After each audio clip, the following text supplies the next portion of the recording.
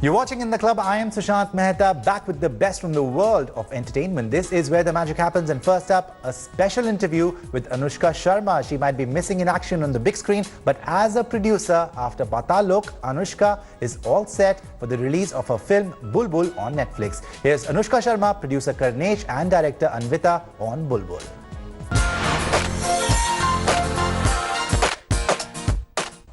Well, Anushka Sharma, thank you firstly for joining us on the show. As a producer, you made NH10, Filori, Pari, and now almost immediately after Paatal Lok, you are back with the film Bulbul, which will release on Netflix. Well, what are the kind of stories that you are looking for as a producer?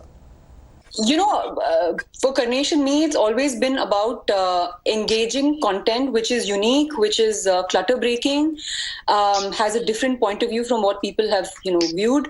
And those are the kind of stories that we've chased. And that's why I think we've managed to also do films that, you cannot even categorize into any genre or, it's just stories which are unique, the vision which is unique.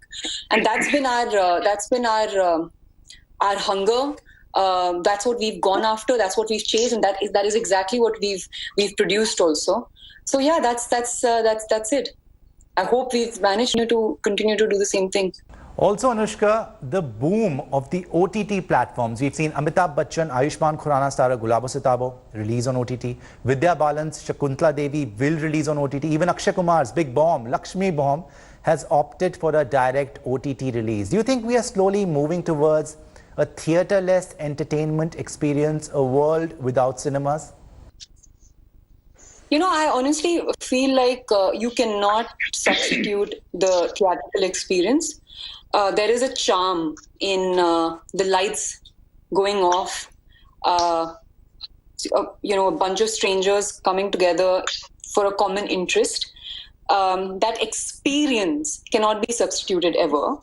That cinematic experience is part of our culture.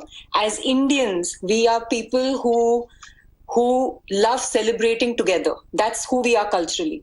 So for us, a movie becomes that. It's a place for us to go out of our homes, get together and watch something and celebrate it. I think that can never go away, and that cannot be substituted by the digital platform. Yes, I do think that going forward, and I think it's already, obviously, since the platforms have come in such a huge way and, doing such incredible work, what's going to happen is that we will now start to understand more clearly what kind of content can be created for theatricals and what goes for the digital platform. I think that what stories can be said on what platform is something that producers will start defining, and we'll start doing that. But I don't think the cinematic experience can completely go away. In India, I don't see that happening. I mean, of course, you'll have to have those movies that for theatricals, they'll have to be movies which give you that experience, which cannot be substituted in your homes, and that's what will pull people to the theaters. So I think that's what's going to happen. It's a sort of transformation, if I can say so. It's that's where we're heading, I think.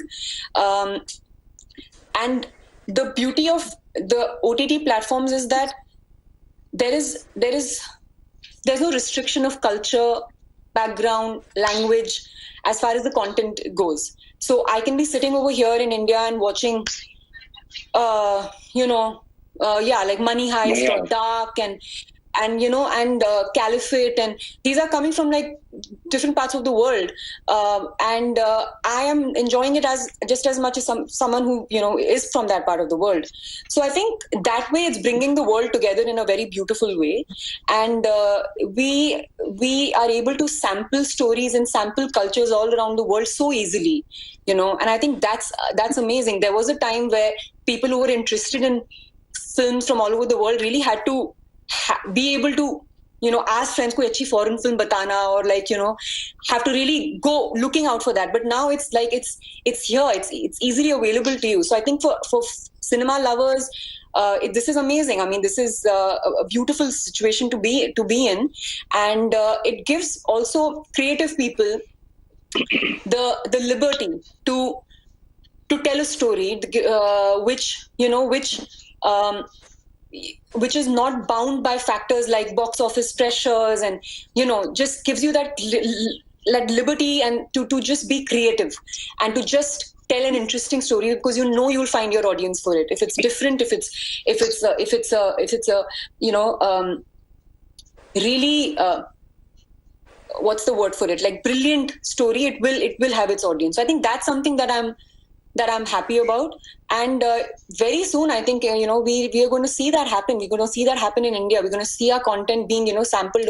If it already is happening, once something like a Bulbul is dropping on 24th all over the world right now, so you don't know, like anyone can watch it, and, it can become a crossover film. So, that's just the world that we're living in, which is amazing.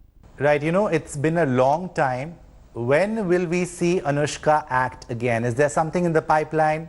What kind of subjects excite you at this stage of your career? It's just this time that we are in, this COVID time. I think schedules have all gone up and down. So yeah, very soon you'll see me very soon. I mean, I can't wait to get back on set. I think all actors can see that. We're all just dying to be on set and, start working again. And for me as an actor, I think I have always taken this job so seriously and loved the process of acting so much, because I feel like it has helped me understand so intricately someone else's life by playing that character. And it has helped me evolve as a person myself. It has made me less judgmental. It has made me more evolved as a human being. It has made me more compassionate, more sensitive. And I think I enjoy that so much. Like, for me, it's love. For me, acting is love. I love acting. I continue to act till I can walk and talk, like I always say.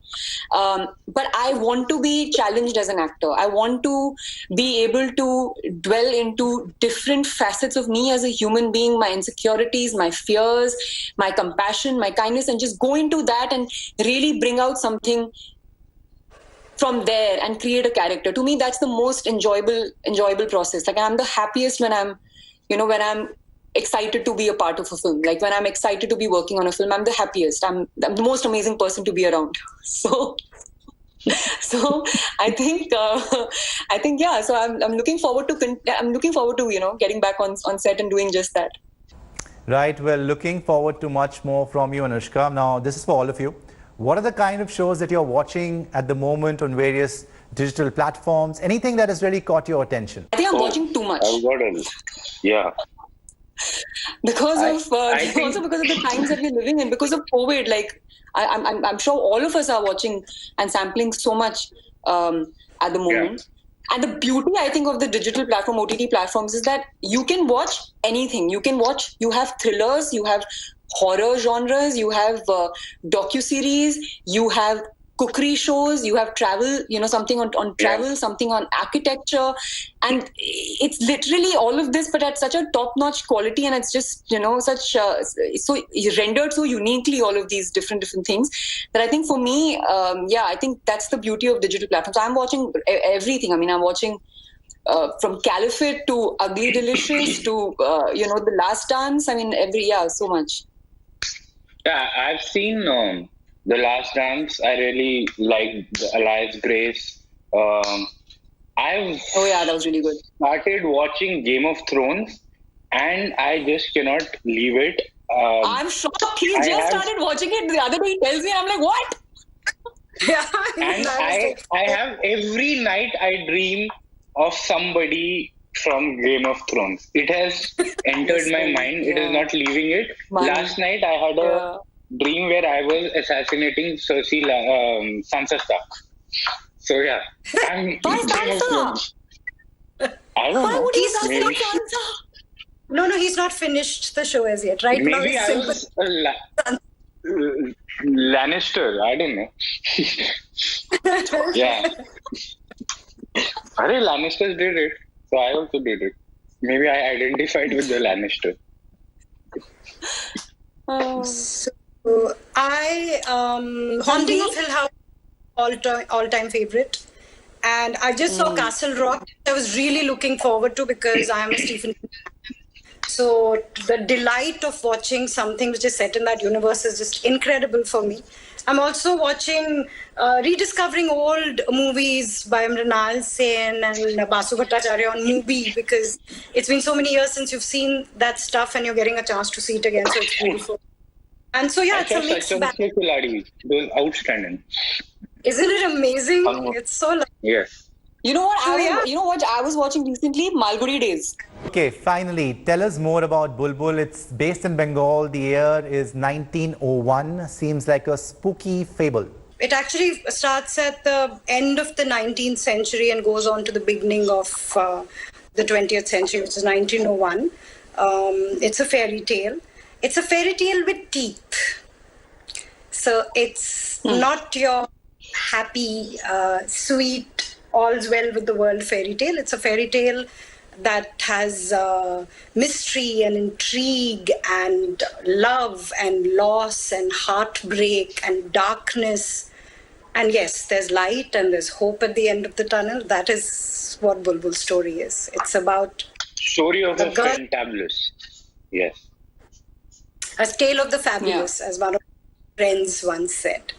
It's a tale of the I think to me it's all of these things, and one really beautiful part about Bulbul for me is that it's a film also about redemption and justice. And I think, in its own way, in its own fable, folklore sort of a way that in which you would identify with the concept of justice and redemption. I think it's about that, and I think that's what makes it unique to me. I think it's a truly unique story. Right, Anushka, Karnesh, Anvita, thank you so much for talking to us and all the best for Bulbul.